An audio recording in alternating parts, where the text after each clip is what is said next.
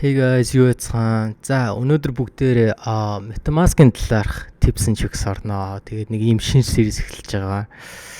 Яагаад би Metamask-ын series эхлүүлэх болсон бэ гэх юм бол энэ tweet надад амар таалагдсан.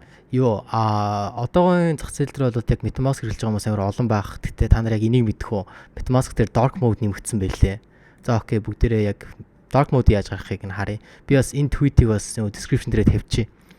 Metamask руу ороод guys хамгийн түрүүний дээдлийн нөгөө profiles руу орж жагаад settings руу ороод энэ dot experimental гэж байгаа. Энэ дээрээ дарж байгаа юм бол хамгийн доор нь энэ theme гэж байж байгаа. Энийгээ бид нар dark mode болгож болно. Эсвэл system болгож байна. System болохоор яаж байгаа вэ гэх юм бол яг компьютер чинь эсвэл утас чинь яг юунаас хамаарж байгаагаас нь хамаарна. Одоо компьютерийн settings дээр чинь одоо dark mode байх юм бол систем энэ дээрээ сонгосон юм чинь системийнхаа дагаад Metamask чинь dark mode болно. Хэрэв компьютер чинь white mode дээр байх юм бол системээ дагаад Metamask чинь white mode болох байхгүй юу?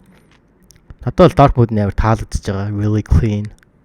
За окей guys, өнөөдрийн tips ингээд дуусчихин. Энэ tips бол ингээд дуусчихин. Тэгээд бас Metamask-ийнхаа юг Twitter-ыг бас дагаарай. Шинэ мэдээлэл амар гоё мэдээлэлүүд орж ирлээ. За дараагийн дугаар хүртэл уулзлаа. Түр баяртай guys. Bye.